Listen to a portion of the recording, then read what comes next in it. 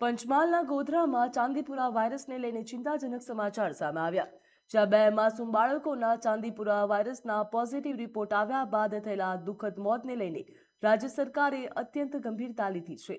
તો ગાંધીનગરમાં આરોગ્ય મંત્રી પ્રફુલ પાનસેરિયાની અધ્યક્ષતામાં ઉચ્ચ અધિકારીઓ સાથે તાત્કાલિક સમીક્ષા બેઠક પણ યોજાઈ હતી, જ્યાં અસરગ્રસ્ત ગામોમાં સ્ટેન્ડ ફ્લાય નામની માખી મળી આવતા સમગ્ર વિસ્તારમાં દવાનો છંટકાવ કરવામાં આવ્યો હતો અને ઘરે ઘરે સર્વે કરી આરોગ્ય તપાસની કામગીરી પણ શરૂ કરવામાં આવી હતી. આ સાથે જ ગોધરા અને વડોદરા મેડિકલ કોલેજની વિશેષ ટીમો પણ મેદાનમાં ઉતરવામાં આવી છે, જે આરોગ્ય વિભાગે સ્પષ્ટ કર્યું છે કે હાલ આ બે ગામો સિવાય રાજ્યમાં અન્ય ક્યાંય ચાંદીપુરા વાયરસનો કેસ નોંધાયો નથી.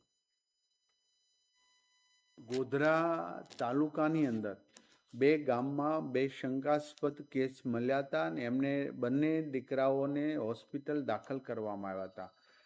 તપાસ કરતાં એમને ચાંદીપુરા વાયરસથી એમનું મૃત્યુ થયું છે એવો રિપોર્ટ આવ્યો છે. તો આ પ્રકારે રાજ્ય સરકારે અને આરોગ્ય વિભાગે ખૂબ ગંભીરતાથી આ મુદ્દાઓને લઈ ગામની અંદર તમામ આજુબાજુના ઘરોમાં વગેરે દવા છંટકાવ કરવામાં આવ્યા છે. જ્યાં કેસ મળી આવ્યો હતો ત્યારે સેન્ડ ફ્લાય નામની માખી પણ ત્યાં મળી આવી છે.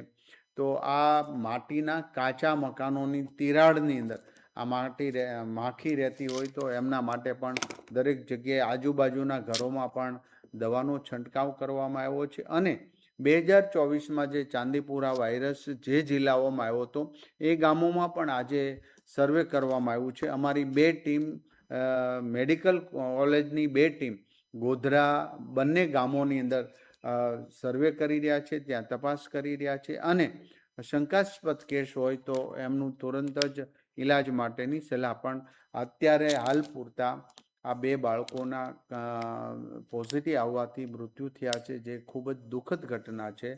અને આરોગ્ય વિભાગે ખૂબ ગંભીરતા લઈ ત્યાં તપાસથી લઈ આજુબાજુના ગામોમાં તપાસ યાની કે કેટલા પેશન્ટ છે, શું છે એ બાબતમાં હાલ પૂરતા બીજા કોઈ આ બાબતના ચાંદીપુર વાયરસના ક્યાંય કેસ પ્રાપ્ત થયા નથી. ગભરાવાની જરૂર નથી, પણ સાવચેતી રાખવાથી રોગને આપણે અટકાવી શકીશું.